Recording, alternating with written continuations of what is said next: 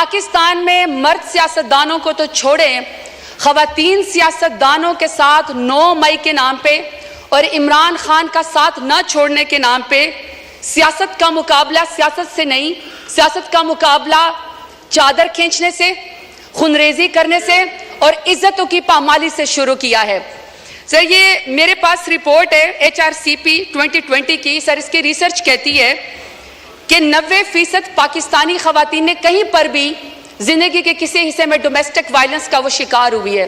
تو اسپیکر صاحب، جب 90% خواتین کہیں پر ڈومیسٹک وائلنس کا شکار ہوئی ہیں، وہاں پہ کوئی آدمی جس کا ذہنی توازن شاید درست نہ ہو اور اپنا آپ کو بڑا امپاورڈ سمجھتا ہو، میل شوونزم میں، وہ بند دروازوں کے پیچھے کسی خاتون کے اوپر جو ہے وہ تشدد کرتا ہے تاکہ اس کی چیخیں سنائی نہ دیں۔ جب گھر کے بڑے اس کو جمع کرتے ہیں اور اس کو بلاتے ہیں کہ تم نے خاتون کے اوپر تشدد کیوں کیا، تو سر وہ بھی منہ چھپائے پھرتا ہے۔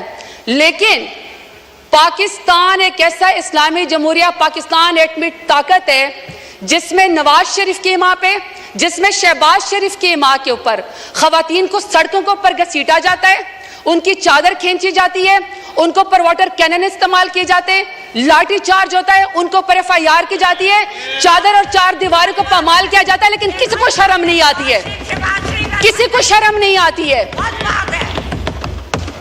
اسپیکر صاحب، کہا گیا کہ جی سیاست میں سب کا حق ہے اور اس میں لکھا ہوا ہے کہ جی ٹالرنس ہونی چاہیے۔ اگر ٹالرنس ہونی چاہیے تو اسپیکر صاحب، کسی کے ساتھ تو کسی کے والد صاحب، کسی کے دادا صاحب کوئی وزیر تھے، پاکستان کی خدمت کی تھی، کہیں پر کسی کا جو ہے وہ پیری مریدی کا معاملہ ہے، کہیں پر جو ہے وہ کسی وزیر اور مشیر کے یا کسی کا کہتا ہے کہ جی میں فلانے تم اندار سردار کا بیٹا ہوں اور بیٹی ہوں۔ لیکن اسپیکر صاحب، میرا سوال ہے کہ اگر میں NA 185 پہ زرتاج گل وزیر ڈیرہ غازی خان سے الیکشن لڑنا چاہتی ہوں تو کیا ڈیرہ غازی خان میرے لیے نو گو ایریا تھا کہ آپ میرے پروپوزر اور سیکنڈر کو بھی اغوا کریں، آپ میرے گھر کا محاصرہ کریں، جب میں گھر سے نکلوں تو آپ میرے اوپر لاٹھی چارج کریں؟ پورے ڈیرہ غازی خان نے دیکھا کہ پورے ڈیرہ غازی خان کی جتنے بھی پولیس انفورسمنٹ تھی، انتظامیہ تھی، وہ ایک سائڈ کے اوپر کھڑی تھی اور مجھے پاکستانی چوک پہ کارڈن آف کر کے اکیلا وہاں پہ کھڑا کیا ہوا تھا۔ کسی کو شرم نہیں آئی ہے، کسی کو کوئی فرق نہیں وہاں پہ پڑا۔ جب گھر سے باہر نکلو تو کہتے ہیں کہ آپ NOC دو۔ کون سے آئین قانون میں اسپیکر صاحب ہوتا ہے کہ گھر سے نکلنے کے لیے آپ کو NOC چاہیے؟ باپ دادا نے مسجد بنوائی، نمازوں کے اوپر دروازے بند کر دیے کیونکہ یہ زرتاج گل کے گھر کے سامنے جو وہ مسجد ہے۔ وہاں پہ مارکیٹ تھے تو مارکیٹ کے دروازے بند کر دیے، انہوں نے کہا عید اور چاند رات کے اوپر بھی یہاں پہ کوئی خرید و فروخت نہیں ہوگی کیونکہ شاید یہ اس مارکیٹ میں یہاں پہ زرتاج گل رہتی ہے۔ میرے خاندان کی خواتین اسپیکر صاحب شرعی پردہ کرتی ہیں۔ 10 دفعہ میرے گھر کے اوپر جب ریڈ کیا گیا، دروازے توڑے گئے، لاتے مار کے پولیس آئی تو وہاں کے سارے وہ باپردہ خواتین گھر چھوڑ کے چلی گئیں۔ تو آپ کہتے ہیں کہ آپ کو سیاست کا حق ہے، مانتے ہیں ہم بینظیر بھٹو صاحبہ کی ہم عزت کرتے ہیں کیونکہ پہلے وزیر اعظم تھی خاتون، لیکن ایک دوسری بھی تو ہے نا جو ٹک ٹاکر وزیر اعلیٰ جو کہتی ہے کہ خواتین میری ریڈ لائن ہے۔ ریڈ لائن کے بعد آپ یہاں پہ قائد اعظم رحمت اللہ علیہ کی تصویر کے سامنے محترمہ فاطمہ جناح کا ذکر کرتے ہیں۔ شکر ہے اسپیکر صاحب، اسپیکر کے محترمہ فاطمہ جناح کے جو اپوننٹ تھے نا وہ ہندو تھے، وہ انگریز تھے، وہ کچھ تو وزادار تھے۔ یہاں پہ وزاداری کا مجھے عالم بتائیں، یہاں پہ آپ مجھے وزاداری کا عالم بتائیں اسپیکر صاحب کہ قائد اعظم رحمت اللہ علیہ کے پاکستان میں بھی خواتین کو سیاست کی اجازت ہے۔ یہ امریت کا ذکر کرتے نا، کل کو کہہ رہے تھے کہ جی کسی کو نکال کے آپ قبر سے پھانسی پہ لٹکا دو، تو مشرف دور میں سب سے زیادہ خواتین کو یہاں پہ ریزرو سیٹ دے گئی۔ بدترین امریت کے اندر بھی خواتین کو سیاست کی اجازت تھی، بینظیر بھٹو کے دور کے اندر بھی خواتین کو سیاست کی اجازت تھی، عمران خان میرے لیڈر کی حکومت میں خواتین کو سیاست کی اجازت تھی۔ سب سے زیادہ پاکستان کی تاریخ میں اگر کابینہ میں کوئی منسٹر بنی ہے تو وہ عمران خان کے دور میں بنی ہے۔ میں سوال پوچھنا چاہتی ہوں اسپیکر صاحب ان کو چپ کرائیں۔ آرڈر ان دا ہاؤس، محترمہ آپ بولیں۔ اسپیکر صاحب میں صرف سوال پر یہ کرنا چاہتی ہوں کہ جب نواز شریف کا دور آئے گا، جب شہباز شریف کا دور آ گیا تو کیا خواتین کے اوپر سیاست کے دروازے بند ہوں گے؟ ہمیشہ ان کی کریکٹر اساسینیشن ہوگی؟ ہمیشہ ان کو جیلوں کے اندر ڈالا جائے گا؟ میں سوال پوچھنا چاہتی ہوں اسپیکر صاحب، میں سوال پوچھنا چاہتی ہوں کہ ریحانہ ڈار صاحبہ جو سیالکوٹ میں، جس کا تو 9 مئی سے بھی کوئی تعلق نہیں تھا، بیٹے کی سیٹ پہ الیکشن لڑنا چاہ رہی تھی، والدہ کی عمر کے ایک خاتون ہے، آپ نے یہاں پہ ایک بندے کو جتوانے کے لیے پولیس کے ذریعے اس کے گریبان میں ہاتھ ڈالا، آسمان بھی کانپا ہوگا۔ میں آپ سے پوچھنا چاہتی ہوں کہ آپ کو کون سی سیاسی برتری حاصل ہوگی ریحانہ ڈار کو آپ کو گھسیٹتے ہوئے اور اس کے گریبان میں ہاتھ ڈالتے ہوئے؟ اسپیکر صاحب، ہم نے تو سنا تھا کہ فلسطین میں، کشمیر میں، مقبوضہ جگہوں پہ یہودی اور ہندو جو خواتین کے خلاف ٹارچر کرتے ہیں، ان کو ہراس کرتے ہیں تاکہ ان کو کوئی جو ہے اس کے اوپر برتری حاصل ہو جائے۔ اسپیکر صاحب، میرا سوال ہے اسپیکر صاحب کہ جب عالیہ حمزہ کو، پڑھی لکھی خاتون انجینئر ہے، جب عالیہ حمزہ کو ان کی 3 بیٹیوں کے سامنے رات کو اس کے بیڈ روم سے بالوں سے کھینچ کر مرد پولیس والوں نے سیڑھیوں کے اوپر گھسیٹا، تو میں شہباز شریف سے پوچھنا چاہتی ہوں کون سی سیاسی برتری آپ کو پاکستان تحریک انصاف کے اوپر حاصل ہو گئی؟ اب میں ڈاکٹر یاسمین راشد کا ذکر کرنا چاہتی ہوں۔ اسپیکر صاحب، ڈاکٹر یاسمین راشد ہیں، ایکس منسٹر ہیں ہیلتھ کی، اور وہ اس قوم کی خدمت کر چکی ہے، کینسر کی سروائیور ہیں، ایک لیڈر خاتون ہے۔ آج وہ خاتون ایک ضمانت اس کو نہیں ملتی جو کہ بنیادی حقوق کی خلاف ورزی ہے۔ آپ یہ چاہتے ہیں کہ کوئی پڑھی لکھی خاتون یہاں پہ سیاست کے اندر نہ آئے، اس کے اوپر دروازہ بند کر دیا جائے؟ تو میں پوچھنا چاہتی ہوں فارم 47 والے وزیر اعظم سے کون سی سیاسی برتری آپ کو حاصل ہو گئی؟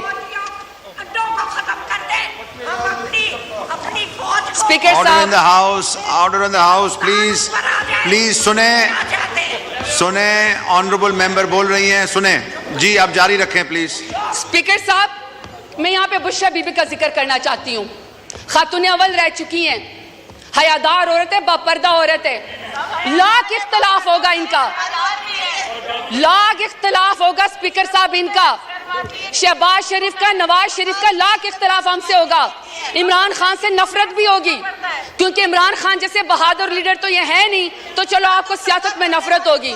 اسپیکر صاحب، میرا سوال ہے کہ دشمنی میں آپ اتنے گر گئے کہ آپ نے نکاح جیسے سنت نبوی، آپ نے اس کے اندر بھی ہاتھ ڈال دیا، کوئی باپردہ خاتون بھی آپ کے شر سے محفوظ نہیں رہی۔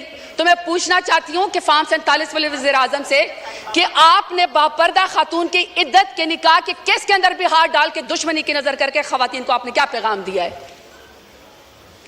طیبہ راجہ، صنم جاوید، عائشہ بھٹا، میں ہزاروں کے نام لینا چاہتی ہوں اسپیکر صاحب، وہ جیل کے اندر بیٹھی ہوئی ہیں، وہ جیل کے اندر بیٹھی ہوئی ہیں، اور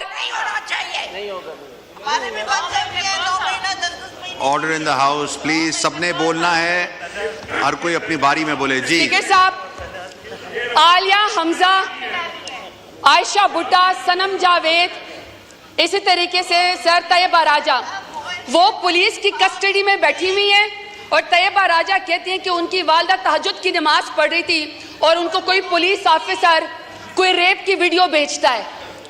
آپ نے اس خاتون کی ماں کے تہجد کے ٹائم پہ آنسو کا کون حساب دے گا؟ یہ چاہتے ہیں کہ یہاں پہ سیاست ہو خواتین کی، یہ علمبردار ہے خواتین کی سیاست کے، یہ کمیٹی بنائیں گے سیاست خواتین کی۔ مجھے بتائیں اسپیکر صاحب، جو وزیر اعظم، جو نون لیگ 14 شہیدوں کا خون کر کے خواتین کے سر سے چادر اتار کے کرسی کے اوپر بیٹھی ہو، تو میں بتانا چاہتا ہوں نہ تمہاری کرسی رہے گی، نہ تمہاری بیٹیوں کے سر کے اوپر چادر رہے گی، کیونکہ بیٹیاں سانجی ہوتی ہیں، عزت سب کی ہوتی ہے۔ یہ اسپیکر صاحب میں آپ کو ذرا فیکٹس اینڈ فگر بتانا چاہتی ہوں۔ یہ 21 اپریل 2024 کی اسٹینڈنگ کمیٹی کی رپورٹ ہے، پی ڈی ایم کی 2 سال کی، انکلوڈنگ ان کی جماعت کی، پی ایم ایل این کی۔ سر، اس رپورٹ میں کہتے ہیں کہ خواتین قیدیوں میں 60% اضافہ ہوا ہے۔ واٹ اے شیم! آپ نے مہنگائی تو کر دی، کتنی شرمناک بات ہے کہ آپ سے ملک تو سنبھالا نہیں جا رہا، آپ کشمیریوں کا خون کرتے ہیں، آپ خواتین کو سڑکوں کے اوپر گھسیٹتے ہیں، آپ کسانوں کی پٹکی اتارتے ہیں، لیکن آپ کے پورٹ فولیو پہ ماشاءاللہ سے کیا ہے کہ 60% خواتین کا اضافہ ہوا ہے قیدیوں میں۔ اس کا حساب ہمیں کون دے گا؟ چلیں چھوڑے، ہم نہیں مانتے. آپ ہماری رپورٹ کو, ہماری اس بات کو یہ رد کر دیں, کیونکہ میں تو پی ٹی آئی کی ہوں. ذرا اپنے مائی باپ امریکہ سپر پاور کی اسٹینڈنگ کمیٹی کی ذرا ان کی رپورٹ پڑھیں.